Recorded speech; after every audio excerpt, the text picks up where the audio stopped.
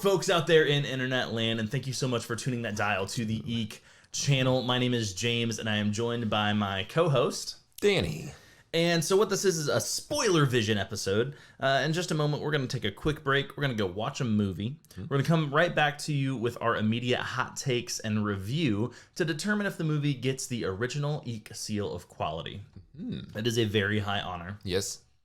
So, you know, without further ado, I guess we might as well just move on to... And now for our feature presentation. Boy. Always gives me the warm and fuzzies. Oh, yeah. So this week we're going to be watching the Texas Chainsaw Massacre. The OG Texas Chainsaw Massacre. Never seen it. Well, we'll have seen it by now. Yep. So the Texas Chainsaw Massacre, it's a 1974 American slasher film directed by Tobe Hooper. I'm going to hand this paper over to you, Mr. Danny, and you just give us that back of the box description. This is the bizarre and tragically gruesome account of what happened to 5 young friends one summer afternoon in rural Texas. After hearing reports of grave robbing, the group sets out to check on a family grave. Soon after, one by one, they wander into the murderous clutches of Leatherface. All right, there you have it. 2 Texas Chainsaw. 2 Texas Chainsaw Massacre. No.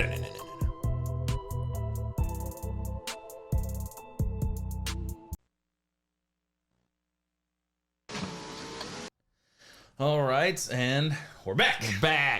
We're back with our thoughts on the Texas Chainsaw Massacre. So we'll go ahead and get into a little bit of trivia here. So the budget for this movie was $140,000, and its worldwide gross was $30 million. I read that before I came. I've never seen the movie, but wow, what a great return on your friggin' money. And would be why they would continue to make Texas Chainsaw movies. No other movie has received critical or commercial success as the first one. Yep. So... I think what was the total gross I read was like 50 million or so. I think that's right. It's actually on that set of notes on the backside. Come here, you little fact sheet. I'll get you. It was series budget was 50 million. Series gross was 250 million. So yeah, not great. Okay, but not great. Not bad. Yeah, not bad at all. Considering, I mean, 29 million of it plus was just from the first movie. Yeah. All right, so here's some trivia. Tobe Hooper wanted a very specific rating for this film. And actually, I would love for you to guess what rating he was shooting for, considering the lack of actual blood and guts. There was not a lot of that at all. Correct. I would Gut says PG-13. I'm going to say PG. PG, because in 1974, PG-13 did not exist yet. Oh! That came, I believe, late 80s, maybe even early 90s. I can't remember. Beetlejuice is also PG because PG-13 did not exist yet. Really? And it has an F-bomb in it. Oh, what? Do you remember when that came out? I can't remember. I can't remember either. Late 80s, early 90s. Late 80s. Yeah. And it still wasn't? I didn't know that. Yeah, PG-13 is fairly new still. I know that because I... was in charge of a church youth group Halloween party lock-in. And I was like, oh, sweet, we'll watch Beetlejuice. Perfect. And then about halfway through, I was like, oh, there's an F-bomb in this. Probably shouldn't have chose this movie. It was fine. They learned a lot. I did this. I was like, hey, nice model. Just muted it. Just muted it with the mute button on the soundboard. Nobody even knew what happened. They're just like, oh, what was that? It's like, oh, I don't know. Sound went out for a second. It was great. So yeah, he was shooting for a PG rating. Even watching this movie, you're like, how in the world could this have been? In what universe could this have been a PG movie? So he was shooting for a PG rating. Yeah. Didn't show a lot of blood and guts on screen. No nudity. No nudity. That's true. Yep. Which is odd for a horror film from this era. Yep. And they came back at first with an X rating. What? He's shooting for PG. It's still so violent and disturbing that they came back with an X. Gosh. So he dialed it back even a little bit further for another cut, which became the real cut that got an R rating. Oh, man. Interesting. Yeah. What a guest. So Gunnar Hansen, who is the Leatherface, the actor who portrays Leatherface, he wore 3-inch heels so that he was taller than the rest of the cast, but it meant that he had to duck to get through any doorways throughout the house. Now, was he wearing those heels during the running scenes? I believe so. Wow, good for that guy. He was already tall, and then he put on heels just to kind of make him giant. Right. And yeah.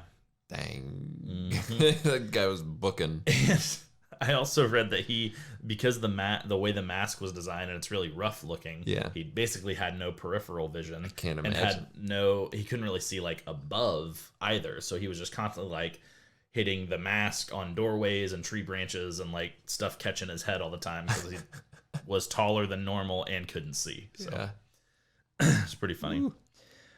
Filming was a nightmare. There's fake blood, makeup effects. Grandpa's makeup effects were really intense. That actor sat through makeup one time and said, "Hey, I'm not doing this again," because it took 5 hours to do his old man makeup. Just one day. And he said, "So we're doing it all today. Wow. I don't care what happens. We're doing all this today because I'm not sitting in this chair for 5 hours again." Man, I will say that was one of the biggest. Like I said before, I've never seen the movie. Yeah, really didn't think Grandpa was alive. Really, when she busted that attic the first time, it's like, look at these dead people. Let's look at this dead dog, and and they roll Grandpa on into dinner, man. Yep. Yeah. So there's rotting meat everywhere, and all of this was combined. It was shot in Texas during a heat wave, so triple-digit temperatures, and they're doing all this, and particularly the dinner scene was like brutally hot, and there was meat everywhere, and it was rotting and disgusting, and it's bad. It sounds like the perfect environment, like to really get a true reaction. And some of those screams, I'm sure, were pretty dang realistic. Yeah, and that's one of the most intense parts of the movie. So, Danny, especially someone who hasn't seen this film before, what happens in Texas Chainsaw Massacre? Oh, I'll tell you everything that happened in this movie. Okay, a bunch of kids go out to Texas because this graveyard has been desecrated, and we presume that the bad guys of the movie had desecrated the graveyard. I think they did specifically call out. What was crazy guy's name? I forget all their names. I also forget his name. I want to say, I have no idea what his name was. And so these kids feel the need to go and see if the remains were touched of their grandfather, because if they had, then I don't know, they were going to go Scooby-Doo look for him or something. I don't know if it was that. It was just like family heirlooms and stuff that were kept, that were buried with him. Like, hey, was there was a string of grave robbings, was our grandfather robbed from? Sure. Maybe if he was exhumed, they may have grabbed a couple things just to make sure they're kept safe. Right. So they go and they investigate. I think they found their grandfather was not desecrated. Correct. So then they go out to their... Or if they did, it was such a small story point that who cares? Yeah, I was like, wait, did that even happen? No, just got him out get out there. Got him out there. And then they went to their old grandfather's home in the countryside of Texas, which is just total crap. And I don't know if they were expecting to stay the night there or not, but I don't think you could have. It's gross. The one little spider scene enough would have been like, no, we're leaving. And then... a couple kids try to go swimming, and we come across the home of Leatherface. We get caught. Every other kid goes down following them. Yep, everybody's caught, and then it is the story of Sally getting away. Yeah, that's pretty much it. That was it. That's pretty much it. So let's talk a little bit about the look and sound of this movie. So it looks very dirty. We're talking very low budget 70s filmmaking, and also dirty just in the sense of kind of the rural Texas, just like that backwoods hillbilly trope that we've come to know, really is sparked here. And so we see a lot of that. And then the sound, actually, we kind of got lucky. So the Blu-ray copy that we watched of this film is the 40th anniversary edition. It wasn't a big deal. I got it at Walmart, but I don't want to do anything is like super fancy and bougie or anything, because it wasn't. But it did have a completely redone soundtrack. Not that it wasn't the original soundtrack, but it was just kind of remastered for surround sound, because the original was just in stereo. Sure. Because it was cheap. So that was kind of cool, and I could hear that in the surround sound system we have downstairs, of just like some of the leaf rustling and things like that kind of surrounding you, and it worked out really, really well. So I think that was cool. Not everyone gets to experience that movie with surround sound, so it was cool that we did. Is this movie scary? I think this movie is scary, and I think Heidi put it really well in our pre-show, as far as it's a lot of implied horror, and the audio too. I kind of commented on it during the movie, but there were so many scenes where it was just, there's no music, just dead silent. Yeah. And then some of them just go on for seemingly too long, but it just adds to the horror. It's such a psychological movie, in the sense of they don't play on the blood and the guts and the gore as much as you would think for a movie called The Texas Chainsaw Massacre. It's sitting in a van with this creepy guy for 15 minutes while he cuts his hand for a minimal amount of blood, and you just sit there waiting for him to do something dang crazy. Yeah. So that was actually a creative choice, that there's not a lot of music in this movie. Most of the music that's used is played on radios. There's the radio in the van. There's the radio at the gas station. And there's a couple orchestrated parts for like a couple jump scare moments. But the idea was all of the sounds that we hear are supposed to be based around sounds that an animal may hear in a slaughterhouse, like waiting to be the next victim. Well, they got me. I felt like a little piggy. I felt like the cow about to get the bolt to the face. There you go. I think this movie is scary. I think that watching it today without having an appreciation for it earlier in life, it can feel a little slow. Yes. But that is a product of 70s filmmaking. And if you're used to that, or you understand that, then it's not going to bother you that much. But if you're more used to modern film, and you could potentially fall asleep in this movie if you watch it at the wrong time. Yeah, and like I had said before, I saw the remake before I ever saw the original. And the remake is what you would expect for 2003 horror movie remakes. It's blood, it's guts, there's guns, people are getting shot, the family is gross. It's just... That's true, there's no gun in... It's not a single gun. In this movie. There's in no the 74 movie, there's no guns. Nope. That's really interesting to think about. Yep. Especially when you're talking about hillbilly backwoods Texas people. Yeah. And they don't use any guns. One single gun. I thought about it because I was watching some of the trailers for the remakes before today, and I was like, there's a lot of guns, and makes sense. They use that for a lot of the control in the movie, but in this it's rope, and that's about it. Yeah. And pocket knives and shaving razors. But yeah, I don't know. Kind of adds to the grittiness of it, and I'm sure that was probably... It's a creative choice that makes things scary, because that's whenever you're using, sledgehammers and power tools and the chainsaw. Like, you're making those out to be weapons, which we hadn't really seen happen in movies before this. Right. This kind of sets that up. Yep. And I'm sure that it was probably also a limitation based on budget, because I mean, if you're talking, if you have such a low budget and now you're adding firearms, that means you're adding dust effects, you're adding blood pack squibs, and like all this other stuff they probably didn't even have the money to afford. So. Yeah, and I think that was I would guess some of the impression that they were trying to make, especially the scene where the grandpa's getting ready to bash girl over the head with a hammer. Like, this is Grandpa bashing a cow over the head in the slaughterhouse. Like, Right. we are using the slaughterhouse tactics on these people. Right. And I can't speak very intelligently to how slaughterhouses work, but I don't think they often use shotguns to blow cows or 6-shooters or anything like that. So No, you're correct. I like that. Can't do that. It'll mess up the meat. It will mess up your head cheese. Head cheese. Head cheese. For those of you who didn't join us on our Eek Live cast, the working title for this movie was Head Cheese, which is pretty dang gross. I'm not sure which one I prefer, Head Cheese or the Texas Chainsaw Massacre. Head cheese, it really rolls off the tongue. It makes you wonder, though, if it would have been as marketable moving forward, like with sequels and remakes, if it was called Head Cheese. I can't imagine. Yeah. I can't imagine. Honestly, when you say head cheese, the first thing I think about is SpongeBob SquarePants.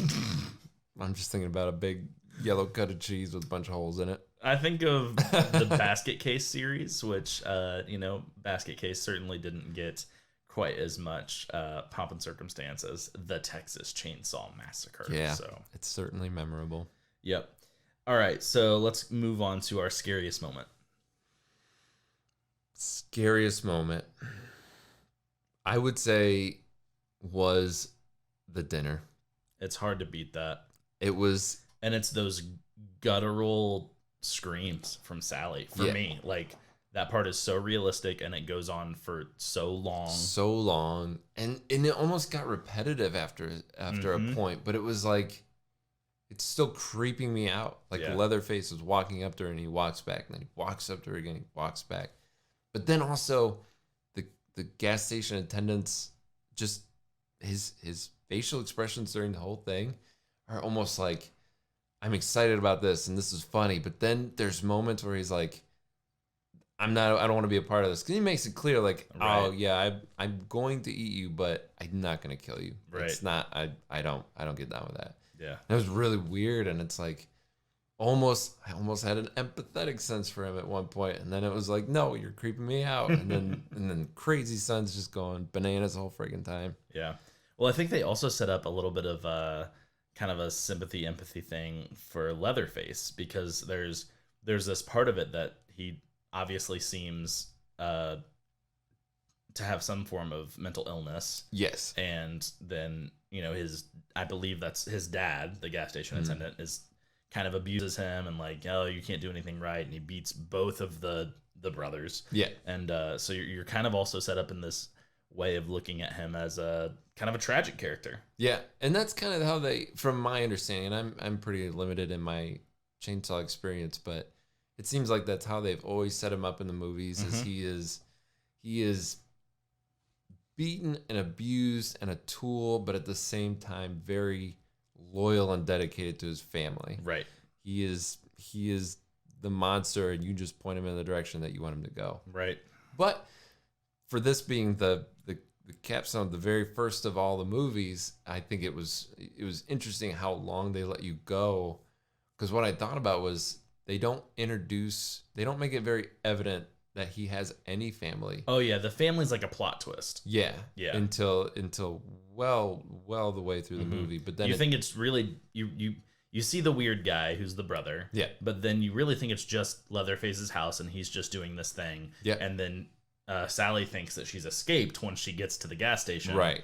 But we find out very quickly that and once they establish that, obviously every subsequent movie is going to he is not alone in all of this, and so obviously that's always kind of been an obvious standpoint of where you start with the movie, and in this case it was a really cool twist halfway through. Yeah. All right, what do we think about best kill? Best kill, Franklin.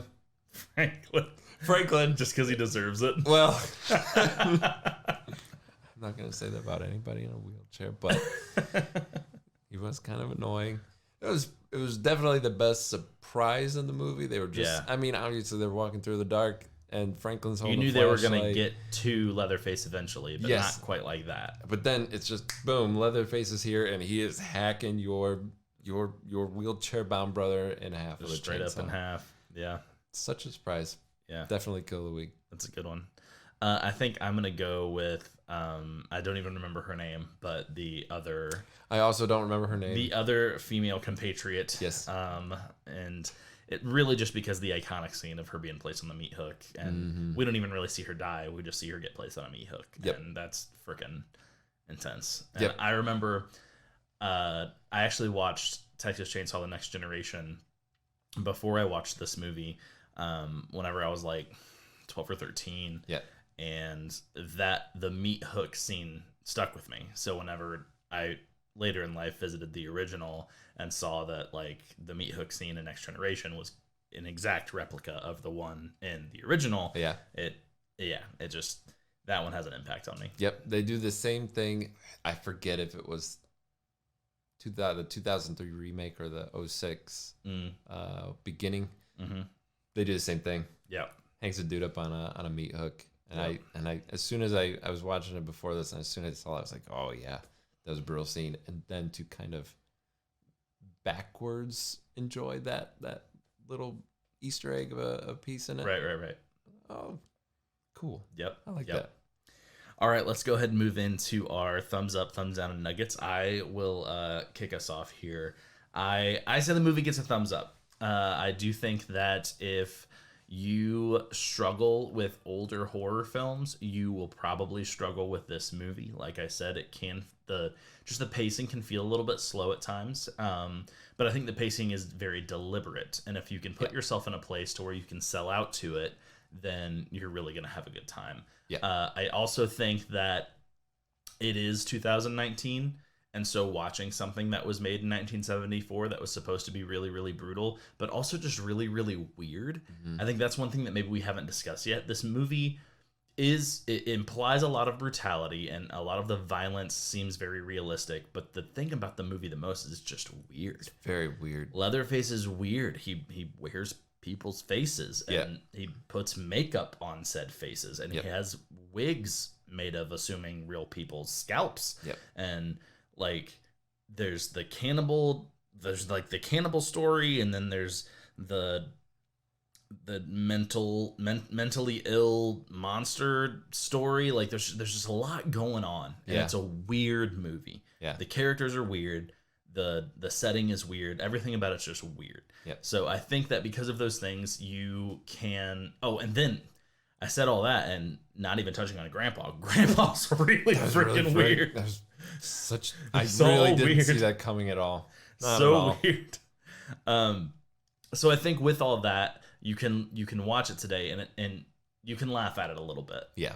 I don't think that makes it a less scary movie. I don't think that makes it a worse movie. Just I think that a lot of people hear like the Texas Chainsaw Massacre. It was known for many years as the scariest movie ever made, up there like 50-50 that and The Exorcist. We've talked about The Exorcist on our podcast before too. We haven't reviewed it, but we've just spoken that like I grew up being told The Exorcist is the scariest movie ever made. And then when I watched it, I laughed the entire time. It doesn't quite live up to it. No. So I think that this movie can have that same effect, especially if you're watching it with a group of friends. Some of the weird parts are really weird, and you'll probably make fun of it and laugh at it a little bit. But I think that it's a good movie, and I think that it does hold up. And I give it, well, we're gonna alter the nugget scale a little bit because I'm tired of dealing in terms of 100. So we're gonna back up to just make it out of 10. That makes sense. You get 10-piece chicken nugget. Yep. So just like a typical star rating. You either got your 5-star ratings or your 10-star ratings. We're just gonna start doing the 10s. I think that's just gonna make it easier for people to understand because I don't think people are understanding what 70 chicken nuggets means. Okay. Yep. Sure. So it gets a thumbs up from me, and I'm gonna give it 6 chicken nuggets. 6 chicken nuggets. Yeah, that is less than I would have expected. But yes, and that's mostly just due to the age and stuff. I know that it's a classic. Yes. But that doesn't, just because something is a classic doesn't mean it's a masterpiece. Right. And I don't necessarily think that this was a masterpiece, and I don't think that Tobe Hooper meant for it to be a masterpiece. Right. This is a quick and dirty movie that we can do, and we can kind of tell a story in a different way. And I think he did a great job at that.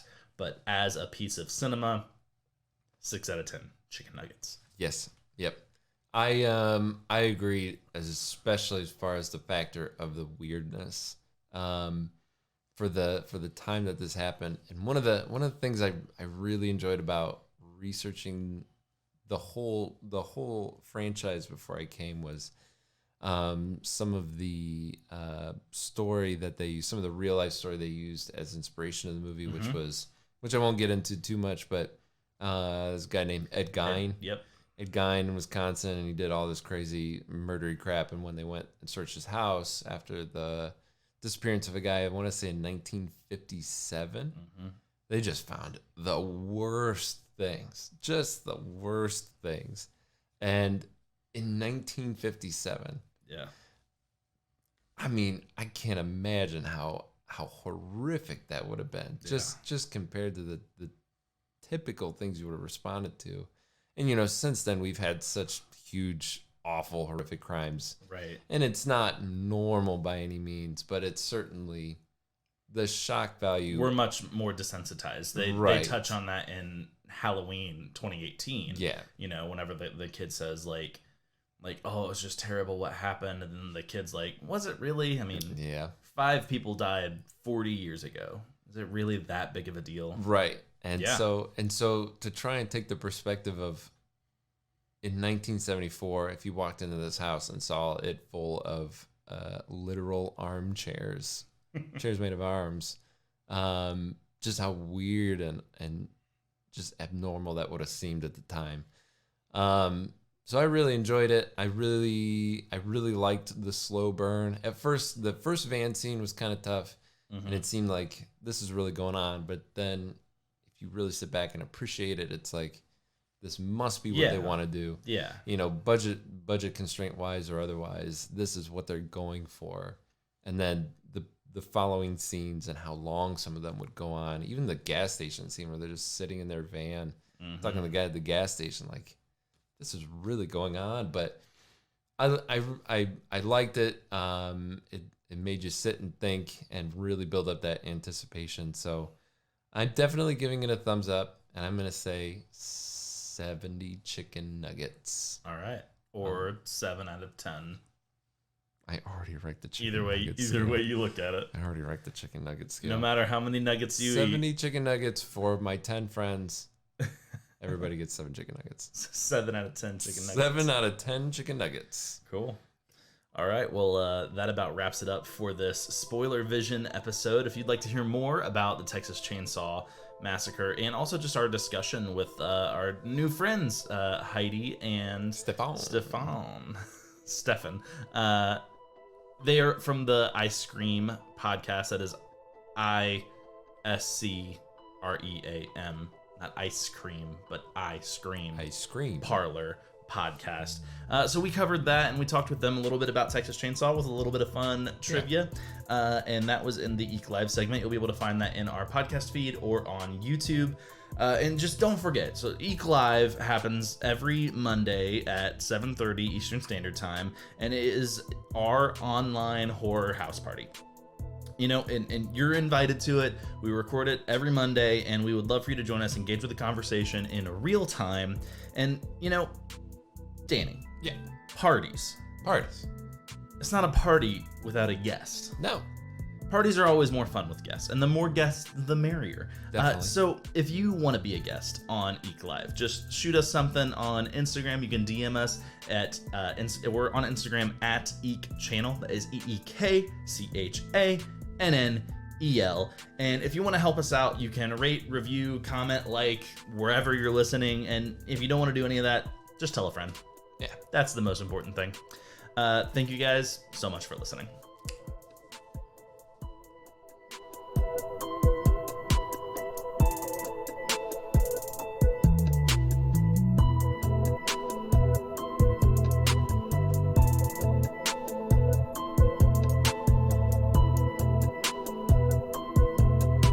This has been a production of Eek Channel. We make spooky stuff for people like you.